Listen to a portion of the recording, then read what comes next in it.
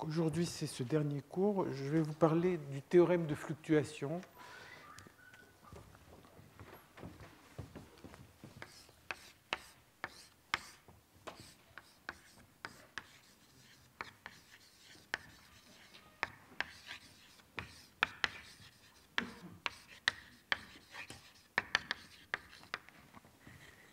Alors, c'est un sujet en fait qui date d'environ une vingtaine d'années et il y a eu énormément de travaux à propos de ça. Et en fait, c'est une relation assez simple de symétrie dont j'ai brièvement parlé à propos d'un exemple déjà. Et donc aujourd'hui, je vais essayer de vous montrer différents aspects et la façon dont on peut le dériver et un certain nombre de ses conséquences. Alors, de quoi s'agit-il? On considère un régime stationnaire hors d'équilibre. Enfin, quand je dis hors d'équilibre, le cas à l'équilibre est un cas particulier. Ce n'est pas nécessaire que ce soit hors d'équilibre. Et en fait, le théorème de fluctuation, il nous donne une symétrie de la fonction de grande déviation du courant.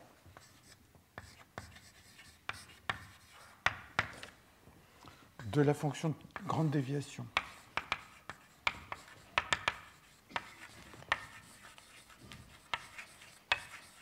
Alors, c'est la fonction de grande déviation, donc comme je dis, du courant, ou bien comme on va le voir aussi, on pourrait le voir comme de la création d'entropie.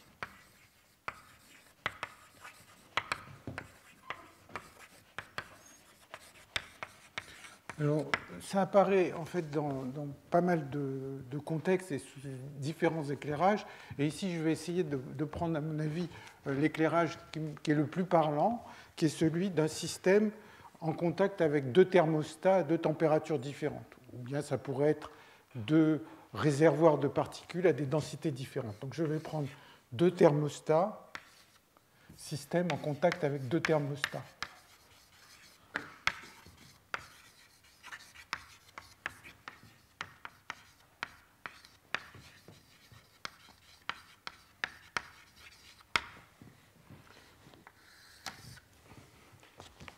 Alors,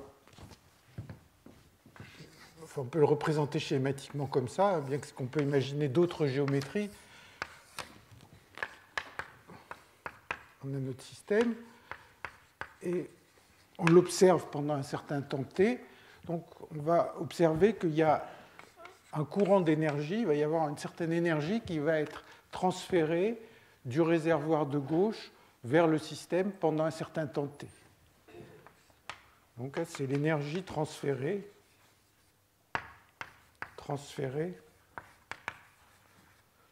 pendant le temps t.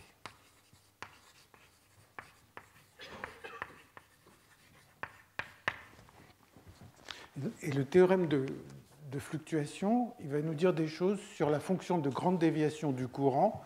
Donc, je vais me demander quelle est la probabilité que pendant un temps t long, j'observe un certain courant d'énergie, donc Qt sur T by J, et en général, il va y avoir un comportement exponentiel avec le temps, et f de j, c'est ce qu'on a vu, c'est la fonction de grande déviation.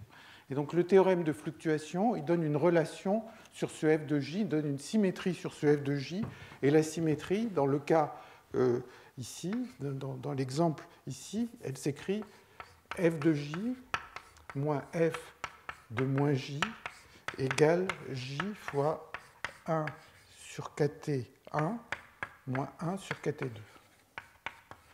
Donc je vais la montrer tout à l'heure. On va voir qu'il y a des conditions de validité. Mais avant de le montrer, ce sera plutôt dans la deuxième partie du cours que je vais le montrer. On va essayer de voir quelles sont les conséquences, comment on peut interpréter cette relation. Donc l'image qu'il faut avoir, c'est supposons que je regarde mon système pendant un certain temps t très long, Qt, supposons que T1 est plus grand que T2, bon, en principe, il va y avoir un flux d'énergie qui va du chaud vers le froid, et donc Qt va avoir une forme de ce genre. essentiellement, ça va augmenter linéairement, mais avec des fluctuations. Et maintenant, je peux couper ça en fenêtres de temps t, et pendant chaque fenêtre de temps, je peux regarder combien d'énergie a été transférée. Et cette énergie, bien sûr, va fluctuer, et donc ce théorème de fluctuation, il me dit des choses sur la fonction de grande déviation. Alors, maintenant, on va voir une liste de commentaires.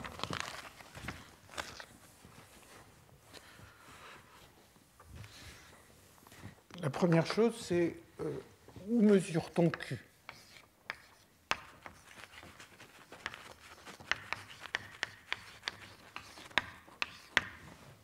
Alors, en général, ça n'a pas d'importance. Ici, j'ai parlé de l'énergie transférée par le premier thermostat vers le système, mais je pourrais regarder ce qui sort par le deuxième thermostat. Je pourrais prendre une section quelque part et regarder ce qui traverse cette section. Tout ça, ça devrait donner le même résultat. Donc, en principe, ça n'en dépend pas. En principe, ça n'en dépend pas. F de J n'en dépend pas. Mais en fait, il y aura une hypothèse pour que ça n'en dépende pas. Et l'hypothèse, elle est assez évidente. Si on ne veut pas que beaucoup d'énergie s'accumule à l'intérieur du système. On voudrait que, essentiellement, sur un temps t très long, pratiquement tout ce qui est rentré est ressorti de l'autre côté. Donc, il ne faut pas que l'énergie puisse s'accumuler. C'est une évidence. Donc, en principe, ça ne dépend pas de l'endroit où on se place si l'énergie ne peut pas s'accumuler.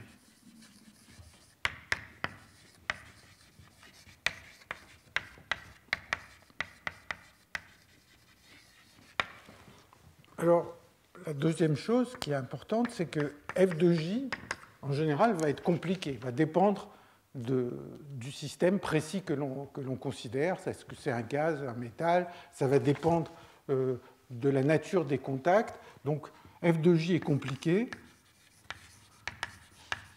alors que la différence ici, eh bien, elle est complètement universelle. Elle ne dépend d'aucun détail du système. Et en plus, elle est linéaire et elle dépend juste des deux températures, mais elle ne dépend de rien d'autre. Donc, la différence f de j moins f de moins j est universelle. Et en plus, elle est linéaire en j. Alors, à ce propos, je peux faire un commentaire, c'est-à-dire pour que le théorème de fluctuation soit vrai, il faut certaines conditions, on va les voir tout à l'heure. Bon, mais vous voyez qu'ici, on regarde des événements rares, donc mesurer f de j, c'est compliqué, et f de moins j aussi. Donc souvent, les gens vont mesurer la différence f de j moins f de moins j en fonction de j, et ils vont avoir du mal à avoir beaucoup de statistiques. Donc il va y avoir quelques points ici, et donc ils vont observer que c'est linéaire. Et un certain nombre de cas, les gens ont prétendu voir le théorème de fluctuation, mais simplement parce qu'ils regardaient des j trop petits et que plus loin ça s'incurvait, mais bon, leurs statistiques ne leur permettaient pas d'aller plus loin. Donc il y a un certain nombre de conditions sur lesquelles je reviendrai. Bon, le troisième aspect qui est évident, c'est que si T1 est plus grand que T2, alors f de j est plus petit que f de moins j quand j est positif. Bon, et donc ça me dit la chose suivante, c'est que c'est beaucoup plus probable d'avoir un courant j qu'un courant moins j, et par conséquent, ça implique qu'on retrouve le second principe en moyenne. Donc le second principe, ce serait de dire que le courant d'énergie va du chaud vers le froid. Donc si f de j est plus petit que f de moins j, bon, ben, l'intégrale sur les j positifs de la probabilité que q sur t égale j, dj, est plus grand ou égal à l'intégrale sur la partie négative.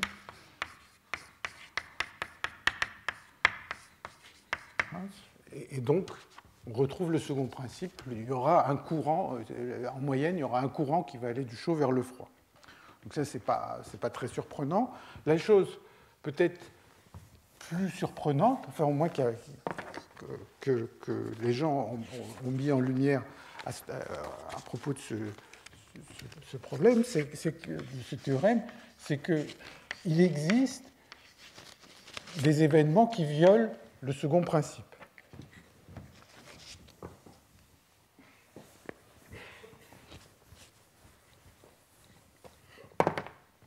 Il existe des événements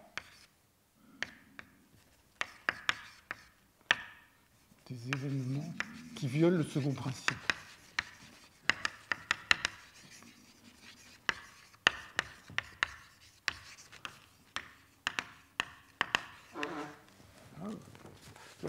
Typiquement, dans la géométrie que j'ai décrite, il va y avoir un certain courant en moyenne qui va aller du chaud vers le froid, mais donc pour ce courant moyen, il y aura f de 0 et f de j égale 0. F de moins j sera non nul, sera donné par cette formule, et donc il y a une certaine probabilité, certes faible si on veut l'observer sur un temps long, mais il y a une probabilité non nulle d'observer des événements où le courant va en sens inverse du courant moyen, par exemple. Donc ça, c'est un aspect intéressant de ce théorème de fluctuation. Alors, il y a une autre façon de l'écrire, qui est le plus souvent qui apparaît dans la littérature.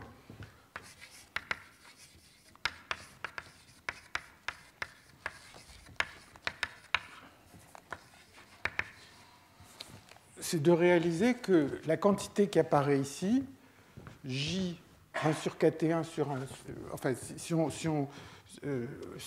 introduit Q, le courant, Q, qui est l'énergie transférée pendant le temps t, 1 sur Kt2 moins 1 sur Kt1, ça c'est juste la différence d'entropie des thermostats divisé par K. Donc, il y a une énergie Q qui est rentrée dans le thermostat numéro 2, donc ça a augmenté l'entropie du thermostat numéro 2 de Q sur T2, moins Q sur T1. Donc ça, c'est l'augmentation d'entropie des thermostats. Et donc, une autre façon d'écrire le théorème de fluctuation, c'est dire que la probabilité de voir une création d'entropie delta S divisée par la probabilité d'observer moins delta S, ça augmente comme delta S sur K. C'est une formulation dans laquelle on ne parle plus des deux thermostats. On pourrait avoir 25 thermostats ou même un seul, et avec du travail, etc. Ça donnerait cette formule. Alors, encore une autre façon d'écrire le théorème de fluctuation, c'est de penser en termes de fonctions génératrices. Donc, je vais le faire ici.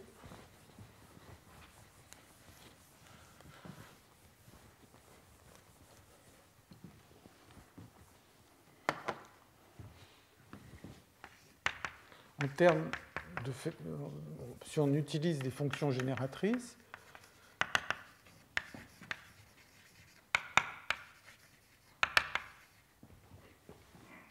alors, on va prendre la fonction génératrice de l'énergie qui a été transférée pendant le temps t. Ceci, pour les temps longs, ça va être t fois mu de lambda. Et le mu de lambda est relié au f de j par une transformée de Legendre. Et le théorème de fluctuation va s'écrire mu de lambda. Je vais le montrer, c'est un petit calcul très simple. Moins lambda, moins bêta 2, plus bêta 1. Bêta i, c'est 1 sur KTI. Donc, au lieu d'avoir une symétrie comme celle que j'ai écrite tout à l'heure sur f de j, on a une symétrie sur cette fonction génératrice. Alors, bon, juste le petit calcul qui montre ça.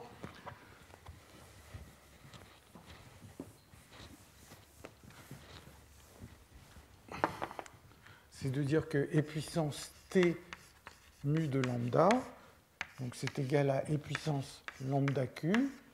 Lambda Q, c'est la moyenne de lambda Q, c'est l'intégrale sur tous les courants possibles de E puissance lambda JT, ça c'est Q. Et puis il y a la fonction de grande déviation, moins F de J fois T. Et donc on en déduit que mu de lambda, quand T est très grand, il va y avoir juste la valeur maximum ici qui va dominer, c'est la méthode du col, hein, maximum sur J de lambda J moins F de J. Donc ça donne le lien entre mu de lambda et F de J. Et après, si on veut arriver à la relation que j'ai écrite, eh bien, on fait mu de lambda égale maximum sur J de lambda J moins F de J égale maximum sur J de moins lambda J moins F de moins J. Si je cherche le maximum sur J, c'est pareil que de chercher le maximum sur moins J. Et puis maintenant, le F de moins J, on le remplace avec la formule du théorème de fluctuation. Ça donne maximum sur J de moins lambda J moins F de J moins J bêta 2 moins bêta 1. Et donc ça amène à ce résultat-là. Donc c'est une façon simple aussi d'écrire ce théorème de fluctuation. Alors, une chose qui est importante, et c'est pour ça que ça a beaucoup intéressé les gens, c'est qu'en fait, le théorème de fluctuation, c'est une généralisation de la théorie de la réponse linéaire. Donc, la théorie de la réponse linéaire va apparaître simplement comme un cas particulier de ce théorème de fluctuation. Donc, c'est ce que je vais montrer maintenant.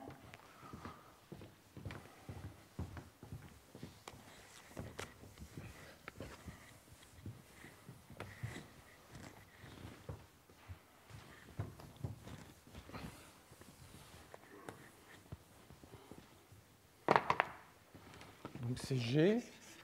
On retrouve le théorème de fluctuation. On retrouve le théorème de fluctuation dissipation.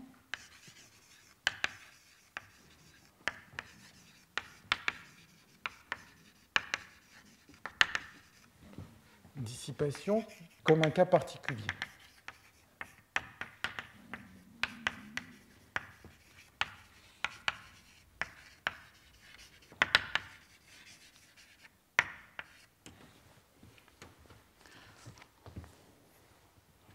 Alors,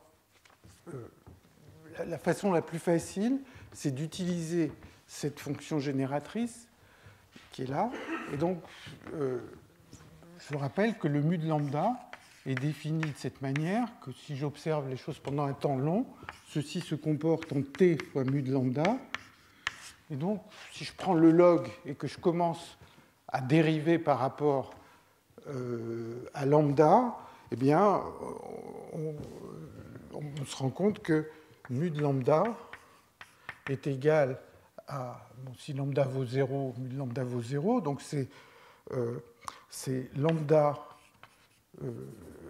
Q sur T plus lambda 2 sur 2 Q2 moins Q moyen au carré sur T plus lambda 3 sur 6, etc. Q3, j'écris le cumulant d'ordre 3 sur T, et ainsi de suite. Hein, donc on prend le log ici, on développe par rapport à lambda, et ça donne ce genre de relation. Donc connaître le développement de mu pour lambda petit, ça va me donner le terme linéaire, ça va me donner le courant, le terme quadratique, les fluctuations de courant, le terme cubique, ça me donne le troisième cumulant, et ainsi de suite. Alors maintenant, je vais utiliser la relation qui est ici et voir ce qu'elle me dit.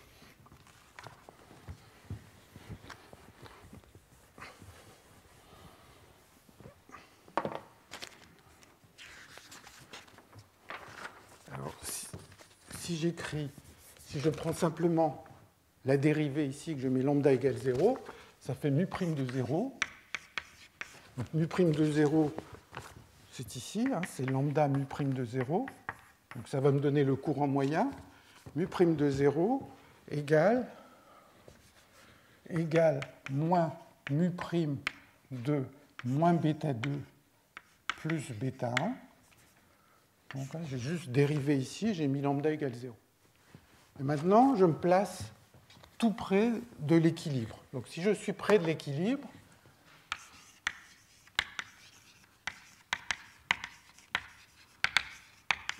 ça veut dire que la différence des températures est petite. Bêta 2 moins bêta 1 est petit. D'ailleurs, c'est mieux d'écrire bêta 2 moins bêta 1, parce que ceci est positif et c'est petit. Bon, donc si c'est petit, je peux me permettre de développer la formule qui est à droite, et donc je vais avoir mu' de 0 égale moins mu' de 0, puis je regarde mes notes pour ne pas me tromper, plus mu seconde de 0 fois bêta 2 moins bêta 1. Puis si je poussais plus loin, j'obtiendrai des termes supplémentaires, mais si c'est petit, je m'arrête là. Et donc ça me dit que mu' de 0, si je résous ceci, ça me dit que mu' de 0, c'est 1 demi de mu seconde de 0 fois bêta 2 moins bêta 1. Alors maintenant, je regarde ici, c'est quoi mu' de 0? Eh bien, c'est le courant.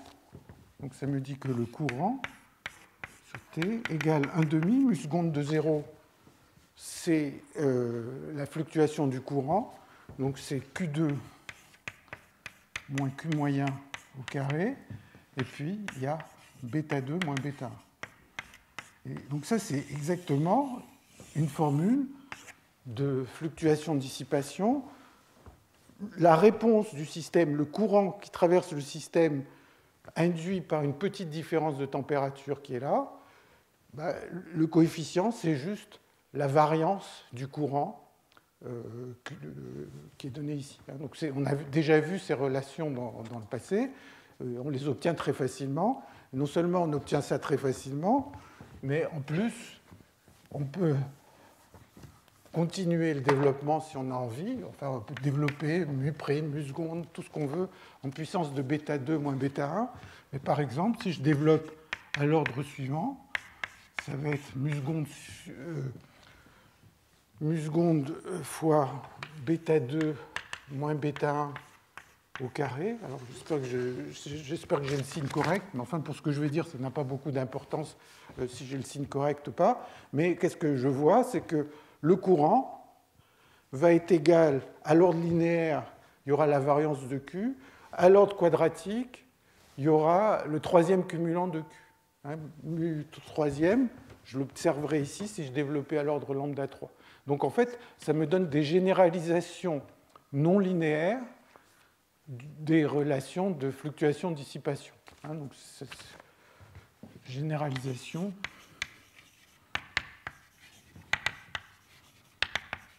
non linéaire des relations de fluctuation-dissipation.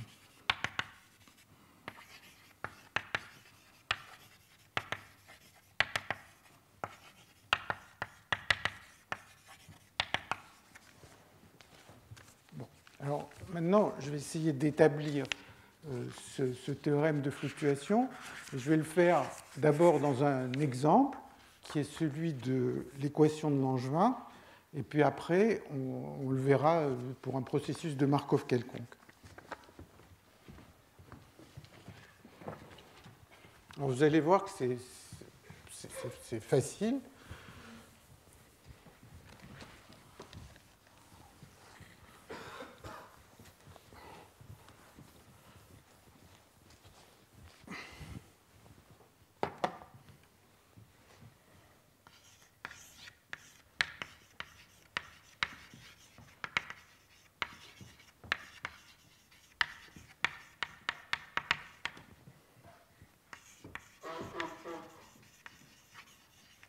Peut-être juste un commentaire historique.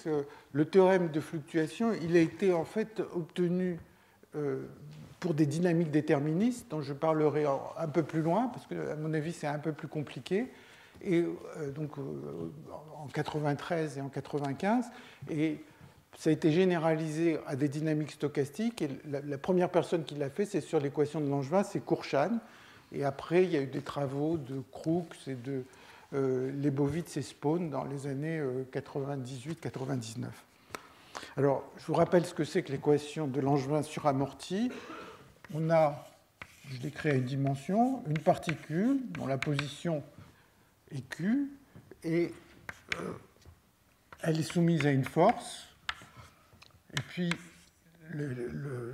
l'interaction avec le thermostat est modélisée par deux termes, un terme de frottement et un terme de bruit, et ça c'est un bruit blanc gaussien. Je vous rappelle que état de T est de la forme gamma fois delta de T moins T', c'est un bruit blanc gaussien, et que grand gamma c'est 2 gamma fois KT. Donc, de se donner la température, c'est pareil que de se donner une relation entre le terme de frottement et le bruit. Ça, c'est ce qu'on a vu un certain nombre de fois. Et ici, je prends une force, F, qui ne dérive pas forcément d'un potentiel. Donc, le système va atteindre un régime stationnaire, donc c'est une force qui ne dérive pas d'un potentiel.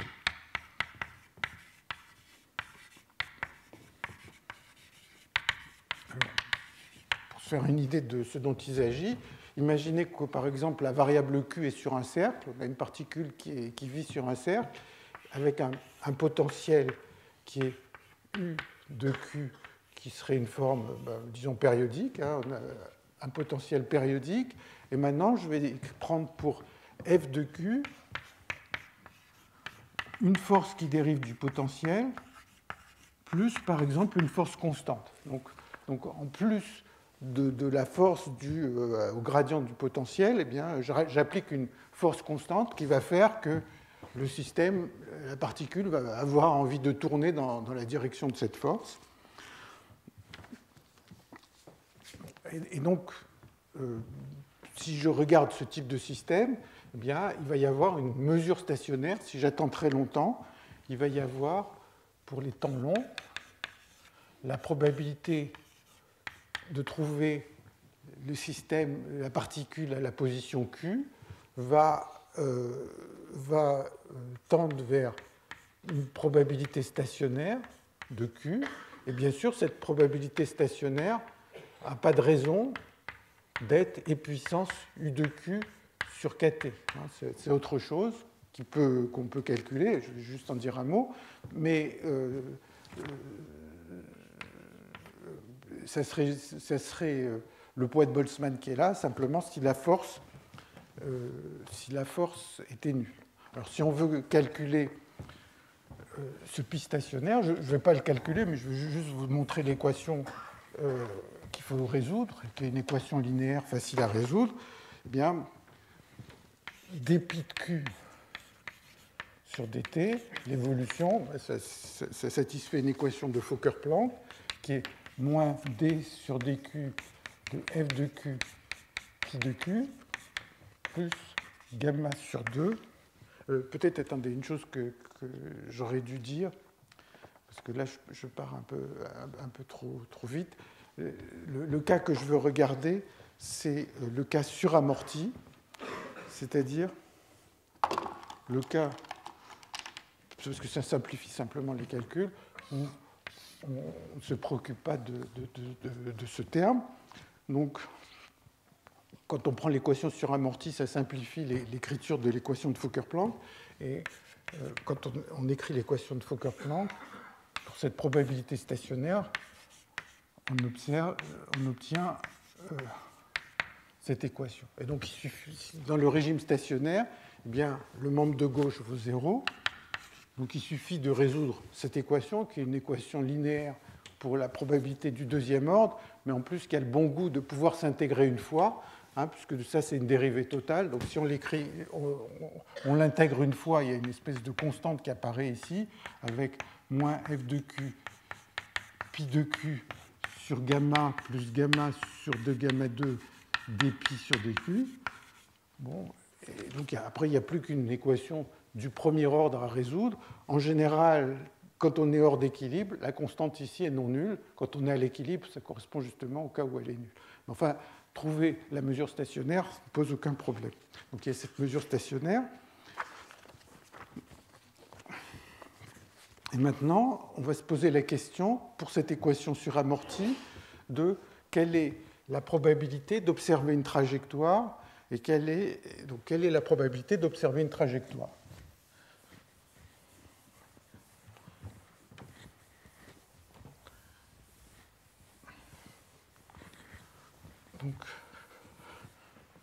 Donc je me donne une trajectoire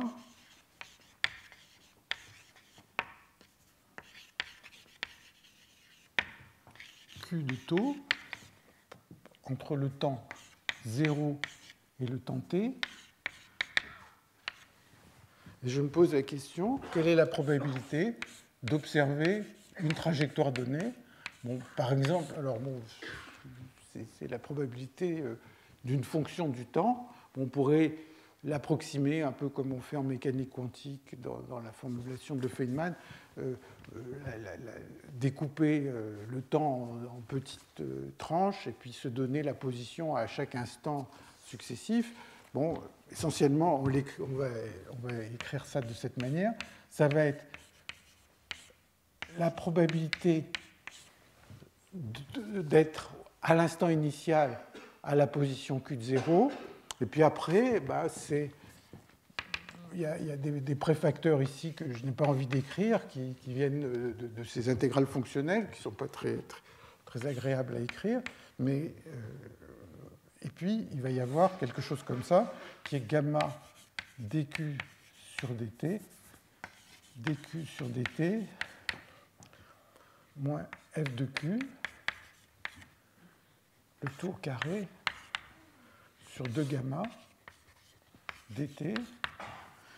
Et puis, il va y avoir quelque chose que m'a fait remarquer Tridib, qui est la chose suivante. Il y a un terme supplémentaire que j'écris, mais qui va n'avoir aucune importance, qui est alpha d de f de q de t, pardon, de taux, sur, alors ça va être des taux de 0 à t, des taux dq fois des taux. Bon, le d taux, il est... Bon, alors il y a deux termes. Le premier terme ici, intuitivement, il est très facile à comprendre. C'est qu'est-ce qu'on écrit? On écrit que l'équation suramortie, elle est là. Et qu'est-ce qu'on écrit? On écrit que la différence f de q moins gamma dq sur dt, c'est un nombre gaussien. Hein, donc là, on a écrit une gaussienne, et on a mis la largeur de la gaussienne en bas. Bon, il faut faire un peu attention parce que les intervalles de temps, ils sont infinitésimaux, etc. Mais essentiellement, il n'y a rien de plus que ça. Et puis là, il y a un terme qui apparaît, qui a à voir avec quel sens on donne à l'équation suramortie. Est-ce qu'on prend le sens Ito, Stratonovich, ou des choses comme ça? Et alors, selon ce qu'on choisit, ça fait alpha égale 0, alpha égale 1,5. Mais comme je l'ai dit il y a une minute, ce terme, il ne va jouer aucun rôle. Donc, si vous voulez l'oublier, oubliez-le. Et ça sera très bien. Alors ça, c'est une trajectoire. Et maintenant, toute l'histoire du théorème de fluctuation a à voir avec la comparaison d'une trajectoire et de la trajectoire renversée dans le temps. Alors c'est quoi la trajectoire renversée?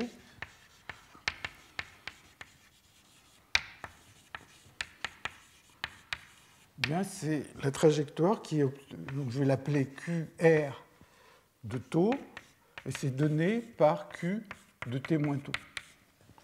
Alors ici, on est avec l'équation suramortie, donc en fait, on ne discute que la position. Si j'avais regardé l'équation complète, c'est-à-dire avec le terme de masse, il y aurait une impulsion aussi à suivre, et donc la trajectoire renversée aurait cette relation pour la position et il y aurait un signe moins pour l'impulsion. Pour simplifier, on ne va pas rentrer dans ce détail, mais ça ne change rien à la conclusion finale. Donc, la probabilité de Q renversée, on peut l'écrire, on va avoir pi stationnaire de Q renversé, et on va avoir toute cette formule. Alors, vous voyez que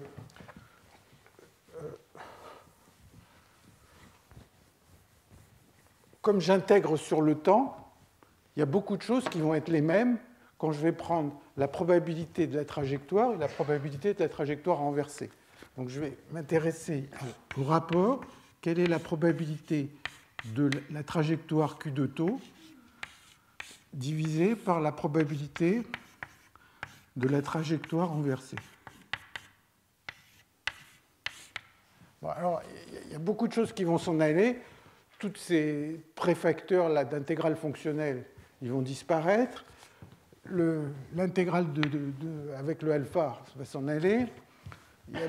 Si je développe le carré, en fait, tout se retrouve. On a exactement les mêmes termes dans les deux cas. La seule différence, c'est au moment où je prends la dérivée par rapport à Q.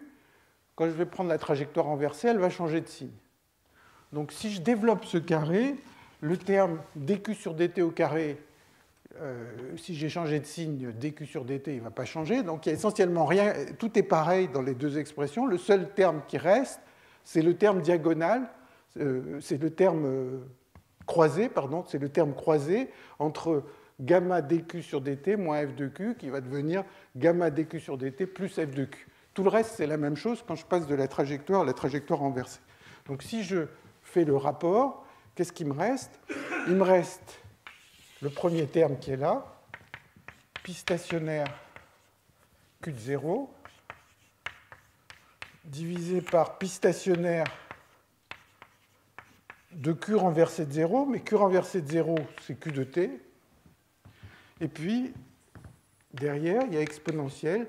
Il y a un facteur 2 qui est là, et comme il y a dans les deux termes, ça me donne un facteur 4. Exponentielle 4, intégrale de f de q dq sur t fois gamma sur 2 grands gamma. Donc, il y a le gamma qui est là, 2 grands gamma.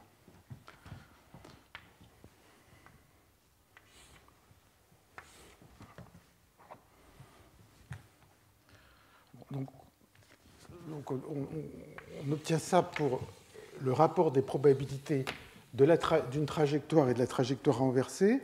Et maintenant, quelle est la signification de f de q dq sur dt? J'ai oublié un dt derrière pour l'intégrale.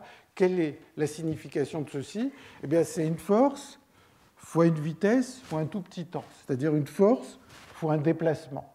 Donc ça, c'est le travail de la force, c'est simplement le travail de la force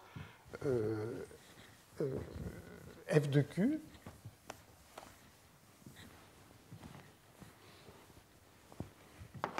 Donc, intégrale de f de q dq sur dt fois dt, c'est égal au travail de la force totale. Alors, il y a deux parties dans la force totale, si j'ai envie de décomposer. Il y a le travail de la force, c'est ce que j'avais appelé extérieure. Par exemple, j'avais pris une force constante. J'aurais pu prendre une force extérieure qui n'est pas constante aussi. Et puis, donc si j'ai f de q, j'avais pris une force f moins quelque chose qui dérive d'un potentiel. Et puis, la partie qui dérive d'un potentiel, ça va me donner plus u q de 0 moins u q de t.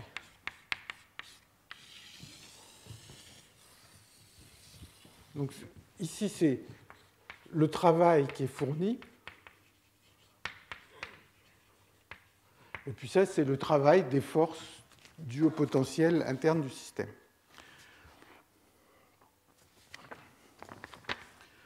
Alors, donc ça, je l'appelle W fourni.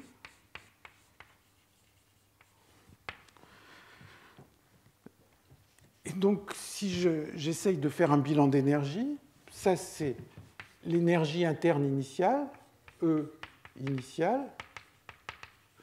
Ça, c'est E à l'instant final, l'énergie à l'instant final du système. Et donc, si je regarde un bilan d'énergie, W fourni plus E initial moins E final. Donc, ça, c'est l'énergie que j'ai fournie au système. Ça, c'est l'énergie que le système a perdue. Et toute cette énergie, celle que le système a perdue et celle que moi j'ai perdue, où elle se retrouve? Elle se retrouve dans la chaleur dissipée.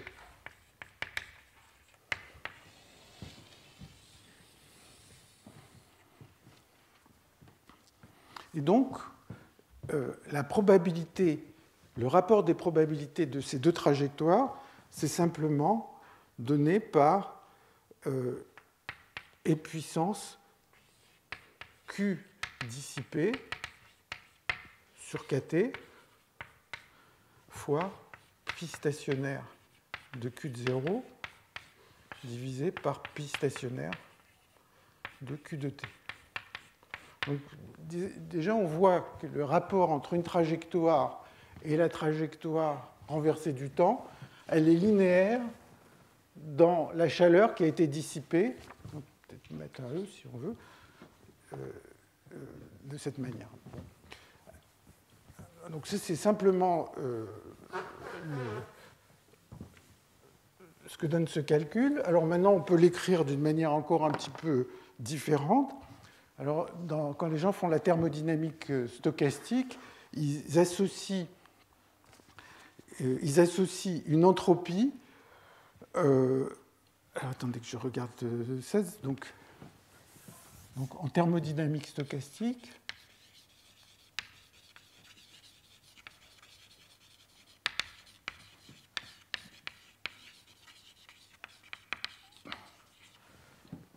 les gens associent une entropie à chaque configuration du système. Et donc, l'entropie du système est donnée par moins K log de la probabilité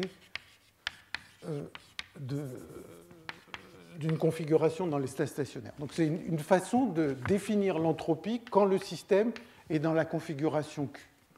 Alors, si on prend ça, eh bien, on arrive à une formule qui est ici, qui est simplement que ceci, c'est delta S total, où delta S total, c'est Q dissipé sur T. Peut-être ici, j'aurais dû mettre un K. Et puis, plus delta du S du système. Parce que si je prends le log ici, ça va me faire la différence entre l'entropie à l'instant initial et l'entropie à l'instant final. Donc une autre façon d'écrire le théorème de fluctuation, ça va être de dire que la probabilité de chaque configuration divisée par la probabilité de la configuration renversée du temps, c'est donné par E puissance delta S total. Et bien sûr, ce delta S total, il fluctue. C'est trajectoire par trajectoire, j'ai un changement de l'entropie totale. Alors, une fois qu'on est là, bien, on peut formuler le théorème de fluctuation de manière facile. Il suffit après de sommer sur toutes les trajectoires. Donc, si je dis quelle est la probabilité d'observer un changement d'entropie delta S total, eh bien, je somme sur toutes les trajectoires qui donne un certain delta S de la probabilité de cette trajectoire. Et à cause de la relation qu'on a écrite ici, ça c'est E puissance delta S sur K fois somme sur toutes les trajectoires qui donnent moins delta S. Et si sommer sur toutes les trajectoires qui donnent moins delta S, c'est pareil que sommer sur toutes les trajectoires de la probabilité, toutes les trajectoires qui donnent delta S, de la probabilité de la trajectoire renversée. Donc ça, c'est une façon d'obtenir le théorème de fluctuation. De toute façon, il s'écrit de nombreuses façons, mais une façon de l'écrire, c'est la probabilité qui est une augmentation d'entropie delta S, c'est égal à la probabilité d'observer moins delta S fois E puissance delta S sur K. Et donc, ce calcul, il est vraiment très simple. Le point de départ, c'est juste la probabilité d'une trajectoire. Et la seule chose à remarquer, c'est que quand on fait le rapport entre la trajectoire et la trajectoire renversée, on n'a qu'un seul terme qui survit, et que ce terme, on peut l'interpréter en termes de travail et de chaleur dissipée. Bon. Alors, historiquement, comme je le disais, ce théorème de fluctuation, en fait, il est apparu en 1993 dans une étude de système déterministe.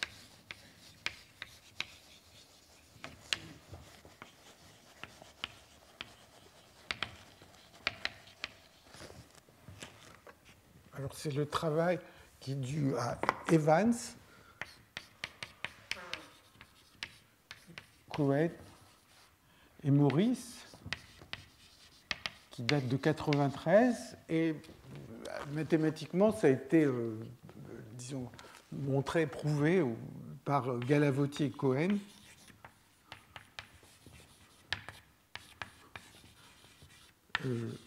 En 1995. Et donc là, il s'agit simplement de prendre des systèmes déterministes, c'est-à-dire des réservoirs déterministes. Et je ne vais pas faire le calcul avec les mesures SRB, qui est un peu compliqué, mais il y a deux endroits où vous pouvez le trouver. Il y en a un qui est dans un livre de Galavotti, qui est sur les systèmes hors d'équilibre. Et puis, il y a un cours qui est dû à Ruel, qui doit dater des années 99, où il explique ça avec beaucoup de détails mathématiques qui demandent une certaine attention si on veut les suivre en détail.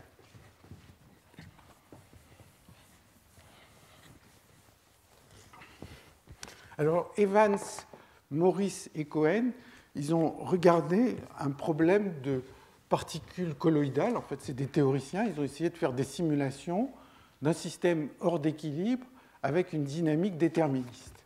Alors, le type de système qu'ils avaient en tête, c'est des particules colloïdales qui sont entraînées dans un fluide. Et ce fluide, il y a une certaine distribution de vitesse dans ce fluide. C'est-à-dire, le fluide, imaginez que vous ayez deux plaques et que vous bougez ces deux plaques l'une par rapport à l'autre. Ça s'appelle un écoulement de Couette. Donc, vous avez deux plaques que vous bougez. Et donc, vous allez fournir un certain travail au système. Et bien sûr, ils ne vont pas simuler toutes les molécules du fluide. Ils s'intéressent juste aux particules colloïdales.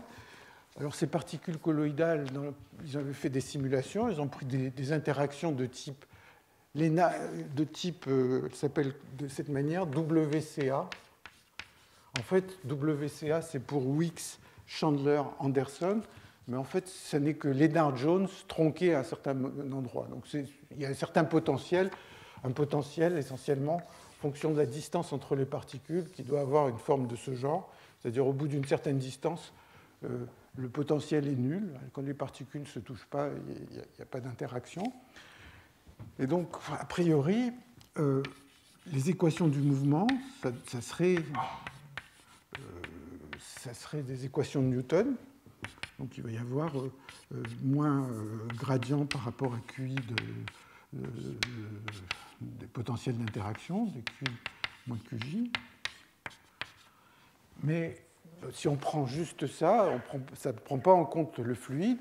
Et donc, pour introduire le fluide, ce qu'ils font, c'est ce qu'on appelle, ce qu'on a déjà vu, c'est de prendre un thermostat gaussien, c'est-à-dire de dire, au lieu d'avoir ces équations du mouvement, on va considérer la somme des m d2 QI sur dt2 moins donc cette force, ça je l'appelle la force F de QI.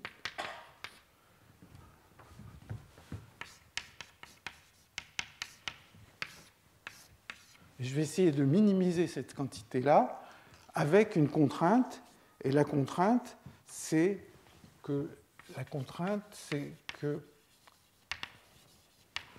somme sur I de PI sur M moins V du fluide au point QI, donc au carré, soit égal à une constante. Donc, au lieu de prendre les vraies équations du mouvement, mettre un thermostat gaussien, c'est de dire je vais essayer de maintenir l'énergie cinétique relative au fluide, ça c'est la vitesse des particules, ça c'est la vitesse du fluide à l'endroit où se trouve la particule. Donc je vais maintenir cette énergie cinétique du système par rapport au fluide, je vais essayer de la maintenir constante et je vais minimiser les équations qui sont là, enfin cette somme qui est là, et donc ça va me donner des équations, et comme on l'avait vu, je ne vais pas revenir là-dessus, eh bien quand on fait ça, ça correspond à mettre un thermostat gaussien, et en particulier le théorème de Liouville n'est plus vrai en fonction du point dans l'espace des phases où on se trouve, eh bien, le volume de l'espace des phases va se contracter ou se dilater. Donc, je vais avoir une certaine trajectoire dans l'espace des phases, z de t, hein, qui va être donnée par donc, les impulsions au cours du temps et les positions au cours du temps. Et donc, alors que dans le théorème de Liouville, on aurait d de la dérivée ici qui vaudrait 0, ben maintenant, avec un thermostat gaussien, on va avoir alpha de t, de z de t, rho de z de t. Et donc, le volume de l'espace des phases quand je suis une trajectoire, eh bien, le petit élément de volume autour de cette trajectoire va changer au cours du temps. À certains endroits, il va se dilater, à d'autres endroits, il va se contracter. Asymptotiquement, ça aboutit, sous certaines hypothèses de la dynamique, à ce qu'on appelle ces mesures SRB. Et donc, l'interprétation de la façon dont l'espace des phases se dilate ou se contracte peut être vue comme le fait que, par exemple, si le petit volume autour de ma trajectoire se contracte, on peut se dire qu'il y a un théorème de Liouville qui s'applique au système que je suis plus au thermostat, qui va faire que si ça se contracte pour mon système, le thermostat, lui, se dilate, et donc ça crée une certaine entropie dans le thermostat où ça libère, il y a une certaine chaleur qui est dissipée. Donc, le long d'une trajectoire, il va y avoir ce alpha. La chaleur dissipée, le delta du thermostat, j'indique simplement l'idée, sans faire de calcul, ça serait moins intégrale de 0 à t de alpha de z taux des taux. Donc ce taux de dilatation de l'espace des phases peut s'interpréter comme une variation de l'entropie du thermostat. Il y a peut-être un facteur K là-dedans, je ne sais pas. Et tout le travail de Galavotti-Cohen et de Evans, Cohen et Morris, c'était justement de montrer que les fluctuations de cette variation d'entropie vérifient le théorème de fluctuation, c'est-à-dire ce que j'écrivais tout à l'heure, que la probabilité de delta S divisée par la probabilité de moins delta S, c'est E puissance delta S.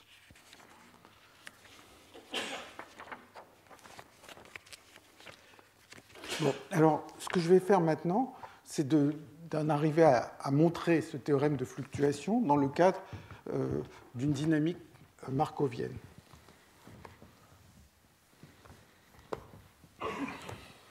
Et en fait, l'idée va beaucoup ressembler à ce qu'on a fait tout à l'heure pour l'équation de Langevin amorti.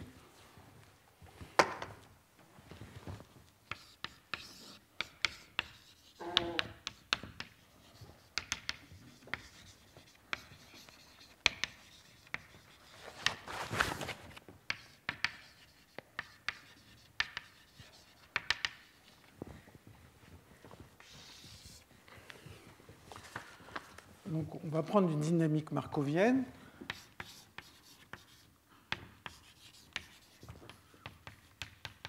Et je vous rappelle que quand on a un système qui est en contact avec un seul thermostat, le genre de dynamique que l'on veut prendre, c'est une dynamique qui vérifie le bilan détaillé, c'est-à-dire que la probabilité d'aller d'une configuration C' vers une configuration C. Je mets une flèche juste pour se rappeler que j'ai cette notation de prendre le point de départ à droite et le point d'arrivée à gauche.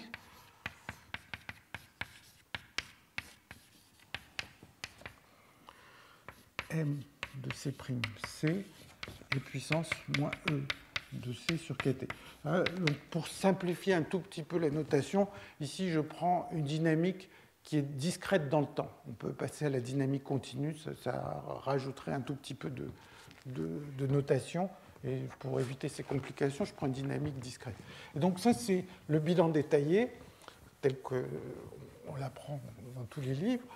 Et une façon de le réécrire, c'est de penser en termes de l'énergie qui est passée, qu'on a donné, que le thermostat a fourni au système pendant le temps, pendant ce saut. Et la différence d'énergie, c'est E de C' moins E de C. Donc on peut réécrire ce bilan détaillé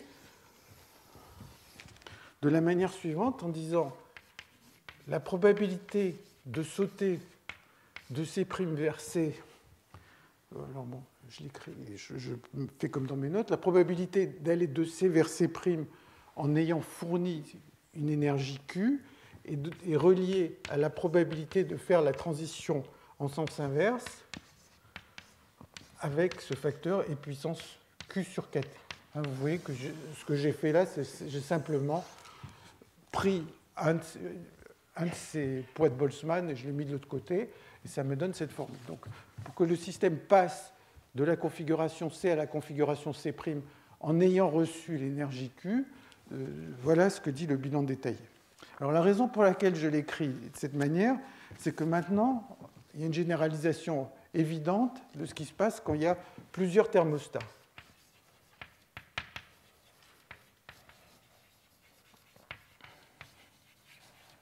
Donc, encore une fois, c'est cette image. Il y a un thermostat à une température T1, un autre à une température T2. Et maintenant, le système a cette dynamique stochastique et de temps en temps, on va changer de l'énergie avec un thermostat ou avec l'autre. Et dans mes notes, j'ai mis TA et TB parce que 1 et 2, ça va servir un petit peu à autre chose.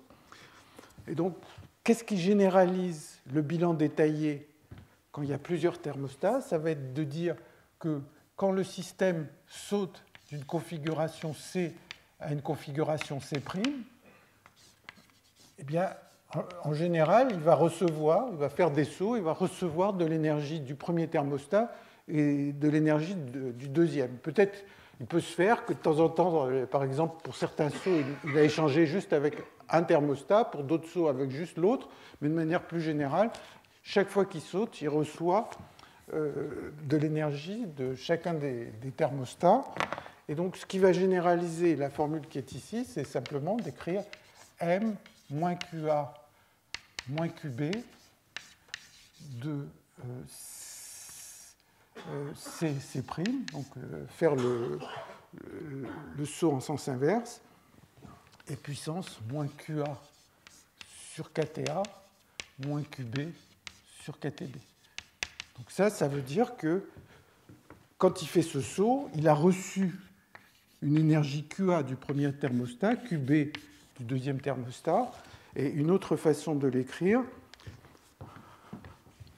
c'est de l'écrire M moins QA moins QB de C', c'est égal fois E puissance delta S sur K.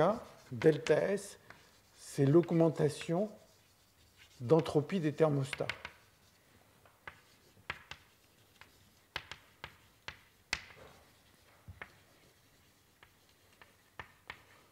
Puisqu'il a reçu QA, donc l'entropie du thermostat nommé A a baissé de QA sur TA, et ainsi de suite. Bon. Et maintenant, pour arriver au théorème de fluctuation, eh bien, on va refaire ce qu'on a fait tout à l'heure, c'est-à-dire on va essayer de comparer une trajectoire à la trajectoire renversée du temps. Donc, je prends une trajectoire, alors, je suis discret dans le temps, donc la trajectoire, c'est se donner la configuration de départ, la configuration au bout d'un temps 1, au bout d'un temps t, et puis la trajectoire renversée du temps, c'est se donner ct, ct-1, donc elle parcourt les configurations en sens inverse. C'est juste, je passe le film en sens inverse.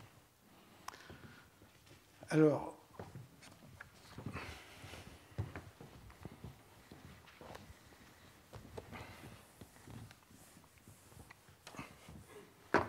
la probabilité d'une trajectoire, de la trajectoire que je veux suivre, eh bien, elle est donnée par, il faut partir de l'état stationnaire pour observer une certaine trajectoire, et puis il faut que je saute de C1, de C0 vers C1, et ainsi de suite, il faut que je saute de Ct-1 vers Ct. Donc ça, c'est la probabilité d'une trajectoire. Et bien sûr, la probabilité de la trajectoire renversée du temps, que j'ai noté tilde. Bon, ben, il va y avoir un produit, sauf que ça va être les M qui vont être en sens renversé. Donc je vais partir de CT, et puis ici je vais avoir M de C0, C1, etc. Et ici M de CT-1 et de CT. C'est juste, je le lis en sens inverse. Et maintenant, bah, quand je vais faire le rapport entre les deux, vous voyez bien que la seule chose qui va intervenir, c'est les échanges d'énergie avec les thermostats quand je vais faire ces rapports. Et donc, je peux l'écrire soit avec les échanges d'énergie avec les thermostats, soit, si j'ai envie, avec l'augmentation totale de l'entropie des thermostats. Et donc, si je fais le rapport, je vais avoir la probabilité de la trajectoire divisée par la probabilité de la trajectoire renversée du temps, qui va être égale à E puissance delta S à l'instant t. Le rapport de ces choses, ça va être delta S à l'instant t, et puis plus delta S à l'instant 1. Et puis, il me reste la probabilité stationnaire C0 sur la probabilité stationnaire CT.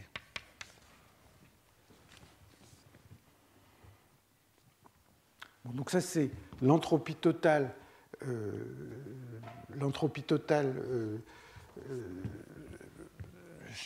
changement d'entropie totale des thermostats.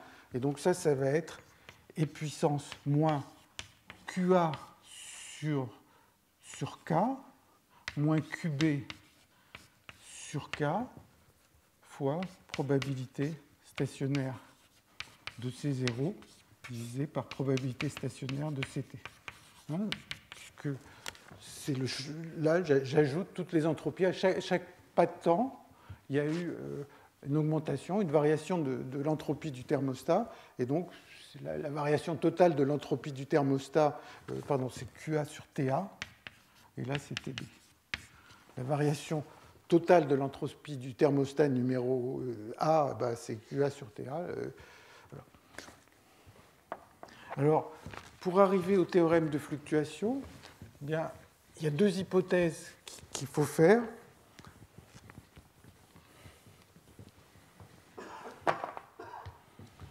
Donc, deux hypothèses.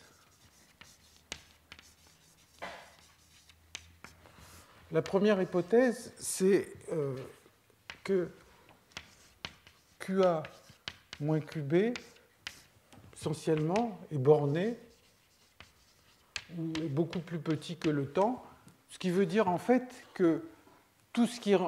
attendez, c'est QA plus QB, excusez-moi. Dans mes notes, j'ai mis QA moins QB, mais c'est QA plus QB.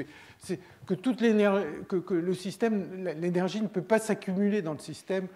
Donc on peut imaginer des systèmes pour lesquels l'énergie peut s'accumuler, mais si on pense à un régime stationnaire d'un système où l'énergie ne peut pas s'accumuler, eh bien, la somme de ce qui est rentré et de ce qui est sorti ne peut pas croître indéfiniment avec le temps. Donc ça, c'est une première hypothèse qui va essentiellement me dire que QA est égal à moins QB, plus des choses petites par rapport au temps t. La deuxième propriété dont j'ai besoin en fait, vous voyez que dans ce rapport, il va y avoir QA, QB, ça va être des énergies fournies par le thermostat pendant un temps long. Donc QA et QB, c'est des nombres d'ordre T. Par contre, ce que je voudrais, c'est que cette chose-là, le préfacteur qui est devant, ne joue pas un rôle trop important. Et donc, je vais supposer que la probabilité stationnaire d'une configuration divisée par la probabilité stationnaire d'une autre configuration, ça c'est borné de tous les côtés que je veux. C'est ni trop grand, ni trop petit. Alors, si je fais ça, que je pense en termes de fonction de grande déviation, donc ça va me dire que si je veux trouver la probabilité de Q,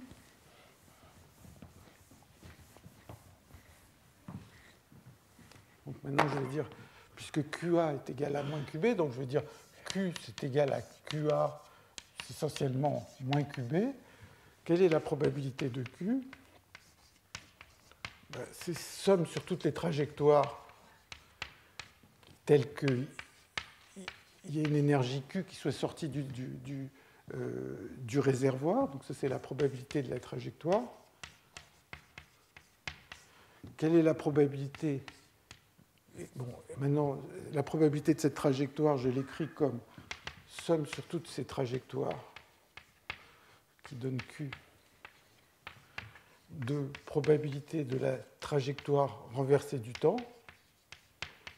Et puis, il y a un facteur qui est ici, qui est E puissance moins Q sur KTA plus Q sur KTB. Et puis, il y a des facteurs ici qui ne vont pas être grands, qui ne vont pas dépendre du temps de manière exponentielle. Et donc, ce qui est à droite, là, c'est essentiellement probabilité d'observer moins Q. Et là, j'ai E puissance Q fois 1 sur KTB moins 1 sur KTA. Et puis, tout ce qui est derrière, tous les préfacteurs-là ne sont pas exponentiels par rapport au temps, donc je peux les oublier quand je passe aux fonctions de grande déviation.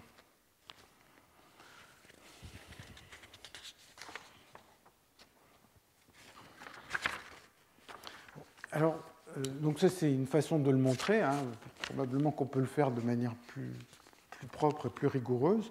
En fait, vous voyez que ça provient simplement de cette relation de bilan détaillé généralisé. C'est-à-dire que quand j'ai comparé les probabilités de deux trajectoires, à chaque pas de temps, il y a l'entropie des thermostats qui intervient.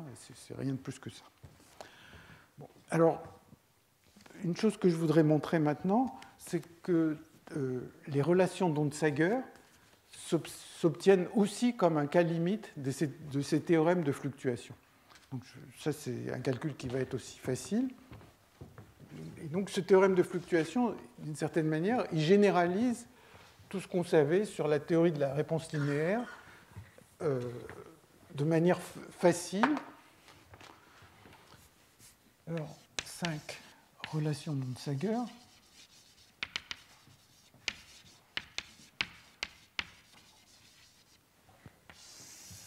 Et il va y avoir d'ailleurs, si on voulait, des relations d'Onsager non linéaires qu'on pourrait déduire de la même manière. Donc, je vous rappelle que le théorème de fluctuation, une façon de l'écrire, c'est de prendre la fonction génératrice de l'énergie transférée. Hein, je me place dans la situation de deux thermostats.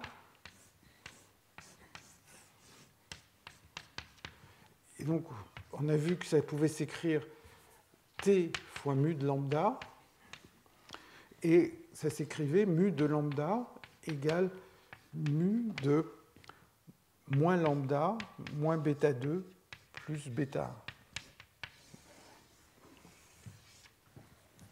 1. Bon, alors maintenant, je pourrais dire, je vais refaire la même histoire, non pas dans un cas où il y a deux thermostats, mais par exemple dans un cas où il y aurait deux réservoirs de particules. Et puis je peux même compliquer l'affaire en disant, je m'intéresse au cas où il y a de chaque côté à la fois un thermostat et à la fois un réservoir de particules. Alors, ce qui va généraliser le théorème de fluctuation, au cas où je m'intéresse à plusieurs quantités qui sont transportées, c'est de dire, voilà, je vais prendre une fonction génératrice, lambda, je mets lambda E, indice E fois Q, plus lambda n fois n, et je me dis, observons pendant un certain temps long le nombre de l'énergie qui est sortie du réservoir, ici, le nombre de particules, l'énergie qui est sortie du thermostat, le nombre de particules qui sont sorties de ce réservoir, et faisons la fonction génératrice. Tous ces nombres vont fluctuer au cours du temps, et pour les temps longs, ceci va être une fonction nue de lambda E et de lambda n. Alors, exactement comme on l'a fait pour le théorème de fluctuation, on pourrait prendre un bilan détaillé qui ferait intervenir à la fois les échanges d'énergie et les échanges du nombre de particules. C'est exactement la même chose, ce n'est pas la peine de remplir des calculs, le tableau de calcul pour le montrer. Eh bien, la relation qui est ici, elle va s'écrire comme une relation de symétrie, simplement comparant une trajectoire et la trajectoire obtenue par renversement du temps, lambda E, lambda n, égale nu de moins lambda E. Donc là, le lambda E, c'est parce que je m'intéresse à l'énergie. Lambda n, je m'intéresse au nombre de particules. Moins bêta 2 plus bêta 1. Et puis de moins lambda n, moins mu 1 sur kt1 plus mu 2 sur kt2. Donc c'est exactement la généralisation.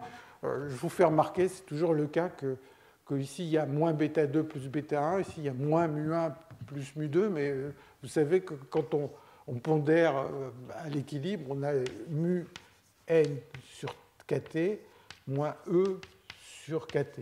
Donc c'est juste que, comme d'habitude, il y a un signe moins pour l'énergie. Donc ça, c'est le théorème de fluctuation si je m'intéresse au transport à la fois d'énergie et de particules, mais je pourrais suivre bien d'autres quantités. Par exemple, je pourrais avoir plusieurs thermostats et m'intéresser à la fonction génératrice de l'énergie qui a été transférée du thermostat 1 au thermostat 5, etc. Donc il y aurait des formules comme ça, avec autant de paramètres que de quantités que j'essaye de suivre. Si j'avais 5 thermostats, j'aurais sans doute 4 courants possibles, donc j'aurais 4 variables qui interviendraient comme ça. Alors,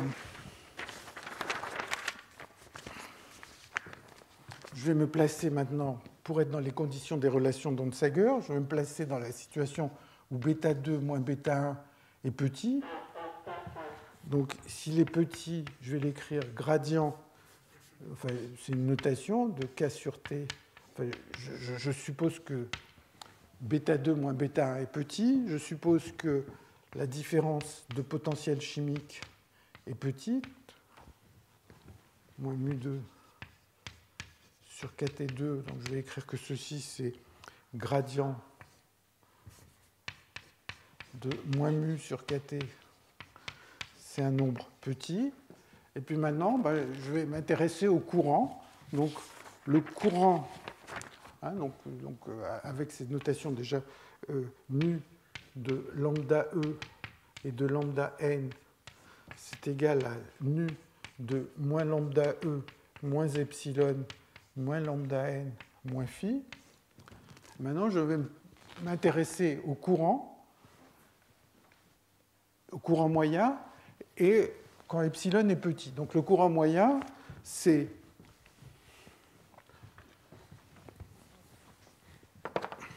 le courant d'énergie moyen, c'est d nu, c'est la dérivée par rapport à lambda. Si je dérive par rapport à lambda et que je fais lambda égale 0, ça va me donner le courant moyen. Donc le courant d'énergie, c'est d nu sur d lambda E de 0, 0. Et le courant de particules, c'est d nu sur d lambda n, 0, 0. Et maintenant, j'utilise ces formules. Donc ça, c'est égal à d nu sur d lambda E de moins epsilon moins phi. Et là, c'est d nu sur d lambda n de moins epsilon et moins phi. Maintenant, donc ça c'est toujours vrai, ce que j'ai écrit, que epsilon et phi soient grands ou petits. Mais maintenant, je dis, epsilon et phi sont petits. Alors je développe à l'ordre linéaire et je trouve que 2JE, c'est égal, donc je développe ça à l'ordre linéaire dans epsilon et ça va être, j'espère que je ne me suis pas trompé dans les signes, d2 nu sur d lambda E au carré, moins phi d2 nu sur d lambda E, d lambda n. Tout ça est calculé quand les lambdas sont égaux à 0. Et puis, de la même façon, dJn égale, il va y avoir moins epsilon d2 nu sur d lambda e d lambda n, et puis moins phi d2 nu sur d lambda n carré. Et donc, immédiatement, on voit que la matrice est symétrique, et ça, c'est la relation de Onsager. Et comme je l'ai fait tout à l'heure dans le cas du théorème de fluctuation, si j'avais envie, je pourrais développer ces courants à l'ordre epsilon 2, epsilon 3 et trouver des tas de relations supplémentaires qui vont généraliser les relations d'Onsager. Bon. Alors, donc ça montre que le théorème de fluctuation permet de retrouver tout ce qu'on savait auparavant, plus des résultats. Enfin, ça permet aussi de généraliser un certain nombre de résultats qui étaient connus auparavant. Alors, je voudrais juste discuter rapidement quelque chose qui est à la fois un exemple et un contre-exemple.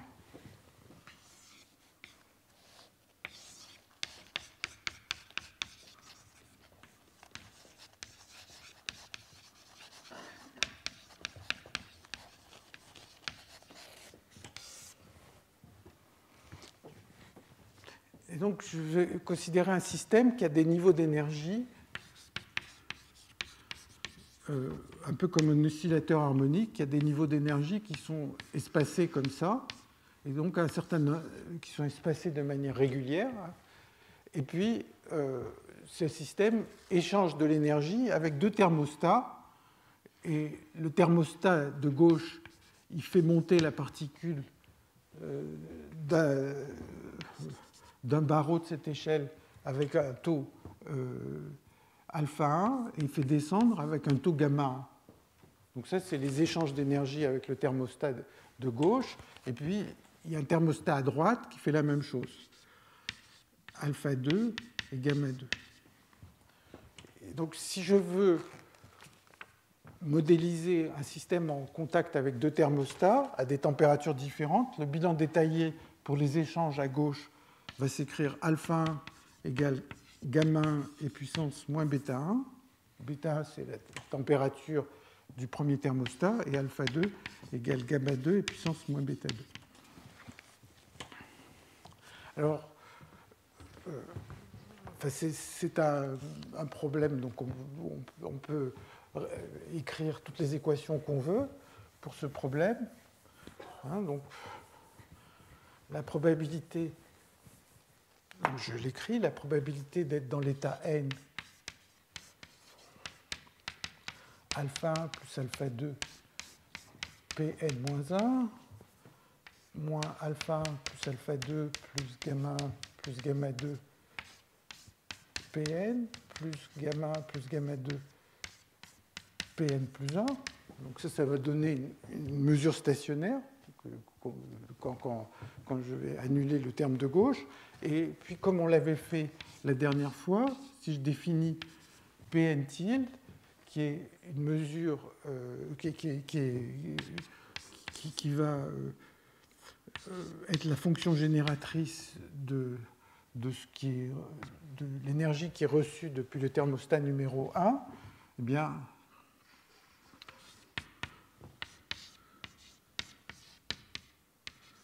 donc, la probabilité d'être dans l'état n en ayant reçu l'énergie Q1 pendant un certain temps t, il y a cette fonction génératrice, et vous vous souvenez que quand on parle en termes de cette fonction génératrice, ça revient à déformer la matrice de Markov. Donc ici, je vais avoir un e puissance lambda, et là, un e puissance moins lambda. C'est encore un problème linéaire. Alors bon, on peut essayer de voir si le théorème de fluctuation est vérifié pour ce système, et en fait, il est vérifié dans une certaine gamme, donc tout le calcul peut se faire sans difficulté, puisque c'est un problème linéaire, comme ça, il y a une matrice tridiagonale, il suffit de travailler avec. Et en fait, quand on essaye de voir si le théorème de fluctuation est vérifié, eh bien, ce à quoi on aboutit, c'est qu'il est vérifié simplement dans une certaine gamme de température et de lambda, autour du courant moyen. Mais que si on s'éloigne de cette région, eh bien, le théorème de fluctuation n'est pas vérifié, et pour une raison assez simple. Supposons que je veuille qu'il y ait beaucoup de courant, que le courant soit très fort pour rentrer dans le système. Eh bien, ce n'est pas forcé que toute l'énergie qui est rentrée va ressortir de l'autre côté, parce que c'est un système qui peut avoir autant d'énergie, qui peut stocker autant d'énergie qu'on veut. Et donc, il peut très bien se faire que ce qui rentre et ce qui sort pendant un intervalle de temps t diffère par quelque chose d'ordre le temps lui-même. Donc la différence entre Q1 ou que Q1 plus Q2 ne soit pas petit devant le temps, mais soit d'ordre le temps. C'est simplement parce que ce système a un nombre infini de niveaux d'énergie et qui peut stocker beaucoup d'énergie, ou bien avoir une condition initiale où il y aurait eu déjà beaucoup d'énergie et qui permettrait d'avoir des courants importants. Donc, vous vous souvenez qu'il y avait deux hypothèses dont je vous avais parlé. Il y avait que QA plus QB était, disons, borné. Bon, ce genre de système ne le vérifie pas forcément. Et puis, il y avait que pi stationnaire de C divisé par pi stationnaire de C'. Je voulais que ceci soit borné pour que ce terme ne me gêne pas. Et ici, c'est encore une fois pas le cas, parce que dans l'état stationnaire, on peut avoir des probabilités très très faibles de configuration qui ont une énergie très haute, et donc ces propriétés ne sont pas vérifiées, et ça implique que le théorème de fluctuation n'est pas forcément valide dans toute la gamme des paramètres. Alors là, on arrive vers la fin de ce cours. Donc, vous avez vu que j'ai essayé de vous montrer un certain nombre de résultats sur ces fluctuations et ces grandes déviations dans les systèmes hors d'équilibre. Et ce que j'ai surtout fait, c'est de discuter le cas classique. Alors, il y a toute une série de travaux depuis une bonne dizaine d'années sur la généralisation au cas quantique. Et je vais juste en dire quelques phrases.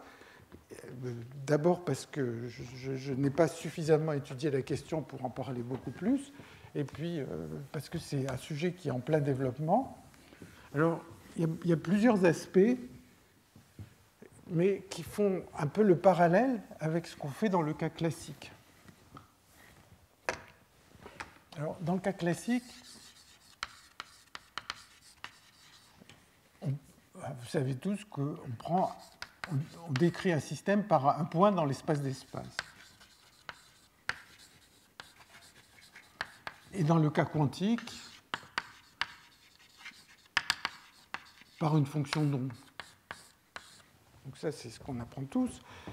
Bon, mais quand on veut faire de la physique statistique, en fait, on s'intéresse à des systèmes qui sont grands, donc on a un très grand espace des phases, et ce qui justifie beaucoup des approches de la physique statistique, c'est que comme on est dans un espace de très haute dimension, presque tous les points de l'espace des phases ont des propriétés analogues. Si je mesure certaines propriétés, par exemple, je vous rappelle, quand on prend un gaz et qu'on mesure, par exemple, le nombre de particules qui sont à droite et à gauche, presque tous les points de l'espace des phases ont à peu près autant de particules à droite et à gauche.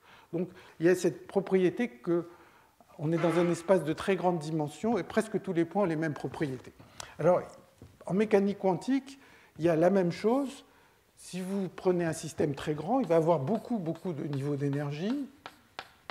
Et maintenant, si vous prenez un niveau d'énergie quelconque, vous pouvez vous dire, est-ce que tous les niveaux d'énergie que je vais considérer dans une certaine région, est-ce qu'ils vont tous avoir les mêmes propriétés? Et ceci, ça porte le nom de typicalité quantique. Ça serait de dire que, essentiellement, je prends n'importe quel niveau, essentiellement, il va y avoir les mêmes propriétés. Ça porte le nom aussi de ETH. Alors, ETH, c'est le nom d'un institut en Suisse, mais ce n'est pas à cause de cet institut. Ça veut dire Eigenstate Thermalization Hypothesis.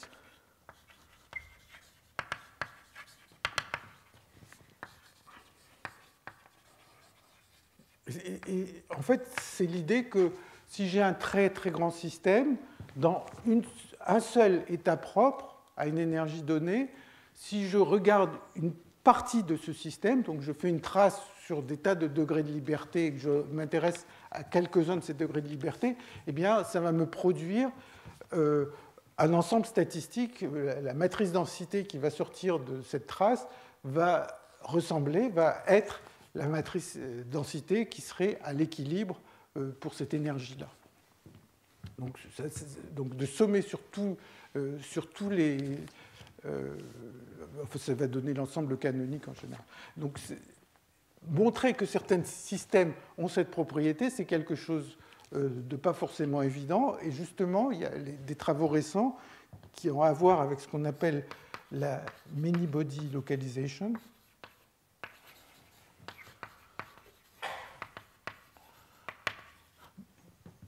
Montre que pour certains systèmes, on peut passer par des espèces de transitions de phase où, d'un côté, le système va être thermalisé, c'est-à-dire, comme je le disais tout à l'heure, que si on somme sur des tas de degrés de liberté, ce qui reste, c'est à l'équilibre canonique, disons, et puis une situation où, localement, ben, les choses vont dépendre précisément même si je somme sur tous les degrés de liberté, les quelques degrés que j'observe vont dépendre de l'état dans lequel je vais me trouver. C'est ce qu'on appelle la many-body localization. Alors, donc ça, c'est déjà la question juste pour un système isolé qui n'échange rien avec le monde extérieur. Alors après, la chose la plus simple qui suit, c'est d'échanger du travail avec le monde extérieur. Donc, quand on est en physique classique, le travail, c'est juste la force fois le déplacement et rien de plus. Alors, quand on parle du travail en physique quantique, enfin au moins dans les travaux que j'ai vus, en fait, il y a déjà deux définitions du travail possibles. Il y en a peut-être plus, hein, mais...